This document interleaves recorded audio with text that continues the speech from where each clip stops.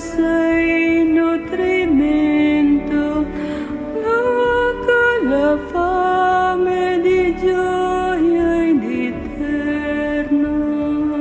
O caminho para o inferno está pavimentado com ossos de padres e monges, e os crânios dos bispos são postes que iluminam o caminho. Essa frase de São João Crisóstomo reflete perfeitamente o que a igreja está passando hoje. Enquanto os jovens querem viver uma vida piedosa em busca do profundo encontro com Deus, padres e bispos estão indo na contramão, rejeitando aquilo que o povo mais quer, que é viver a santidade. Mais uma vez, com profunda tristeza no coração, venho aqui falar sobre mais um abuso de autoridade de mais um bispo. O nome dele é Dom Manuel Ferreira dos Santos Júnior. Infelizmente, ele emitiu uma nota de proibição a todos os jovens e adolescentes que trabalham servindo o altar. Vamos ler com bastante atenção essa nota, mas antes disso, escreva aqui nos comentários de qual diocese que você é e o nome do seu bispo, ok? Então, sem mais enrolação, vamos para a nota. Caros padres, diáconos, leigos, cerimoniários e coroinhas, quero orientá-los sobre a comunhão dos coroinhas e cerimoniários, antes que se torne costume em nossa diocese de registro. Oriento que a comunhão dos coroinhas e cerimoniários que estiverem servindo o altar com roupas litúrgicas não comunguem de joelhos, para não influenciar a toda a assembleia litúrgica. É direito do fiel comungar na boca ou na mão, porém, no presbitério oriento para que seja em pé, até no sentido teológico diante do Cristo eucarístico e litúrgico da Eucaristia como alimento. Diante do Cristo ressuscitado devemos estar em pé e em prontidão para a missão. Está também proibido que as cerimoniárias ou coroinhas, vestidas com suas roupas litúrgicas, utilizem véu durante as celebrações. Quanto à preparação do altar, é função dos diáconos e não dos ministros ou cerimoniários. Meus irmãos, gostaria de saber o que vocês acham sobre essa nota do bispo, porque, na minha opinião, o que eu vejo é uma forma autoritária demais para proibir uma coisa que a igreja sempre recomendou aos fiéis, que é a comunhão na boca e de joelhos. Se ele fez essa nota, então é porque tem gente fazendo, e se tem gente fazendo e vai proibir fazer isso, é um sinal que ele quer que a diocese se esvazie, porque o que mais tem hoje em dia é jovem procurando paróquias para participar da missa tridentina, ou se não aquelas paróquias que, no mínimo, respeitam os direitos dos fiéis. Só gostaria aqui de saber o porquê que tantos bispos fazem essa perseguição com pessoas que comungam na boca e de joelhos. Será que é por conta de algum medo das pessoas de reverenciar o Cristo na hóstia consagrada? Porque, na verdade, meus irmãos, o maior medo que ele deveria ter é que pessoas profanem a Eucaristia. Ele deveria ter medo que o corpo de Nosso Senhor caia no chão. Na verdade, ele deveria ter horror para que nenhuma partícula do corpo de Nosso Senhor se perca, e não as pessoas que querem comungar piedosamente de joelhos. Por isso, meus irmãos, eu trouxe aqui um vídeo antigo do padre Paulo Ricardo falando sobre a importância de receber a comunhão de joelhos, e que com certeza fez toda a diferença na vida dele. Vejam só. Então é algo muito bom. A gente vê que, por exemplo, o que é que nós deixamos de fazer? Deixamos de comungar de joelhos e na boca.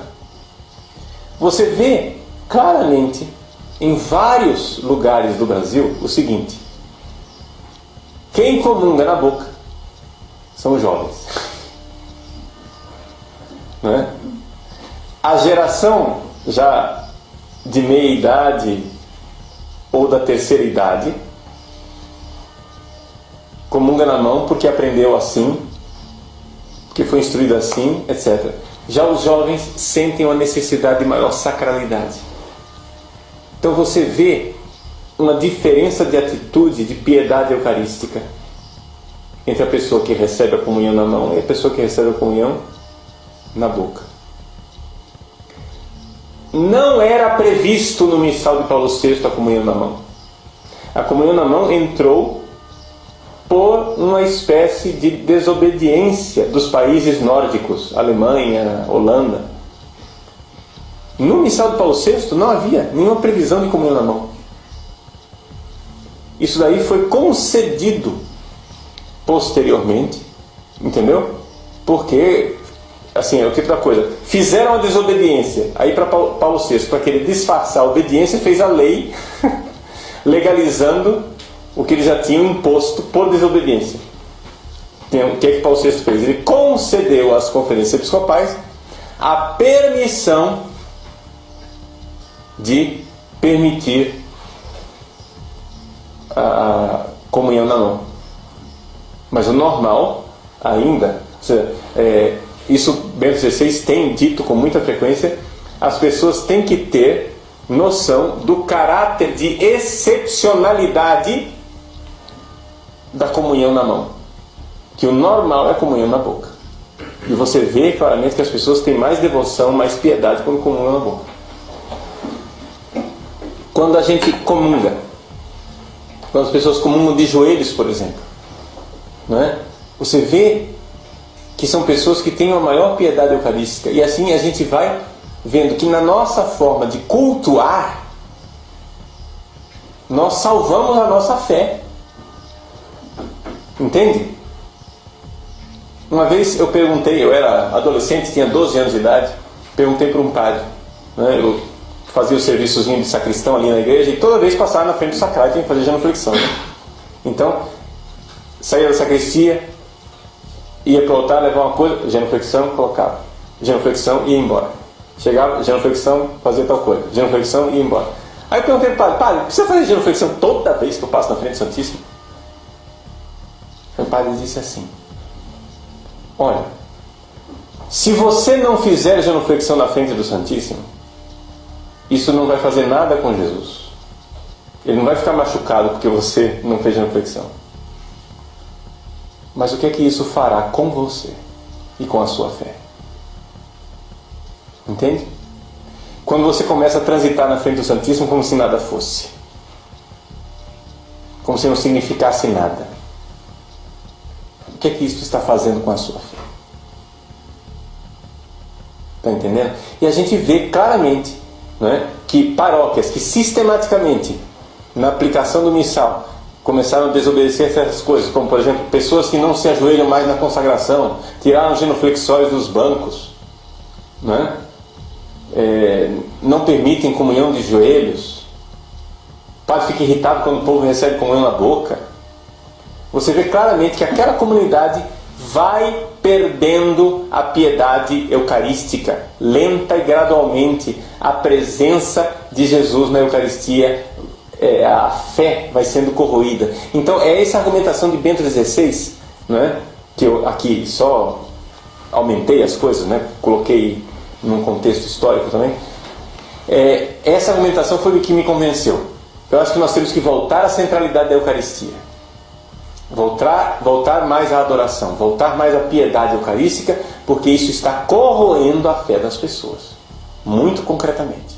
Pois bem, meus irmãos, isso que o padre Paulo Ricardo disse foi bastante cirúrgico, porque os nossos atos, as ações que o corpo faz, automaticamente manda informações ao nosso cérebro, confirmando que aquele pedaço de pão é o corpo de Cristo.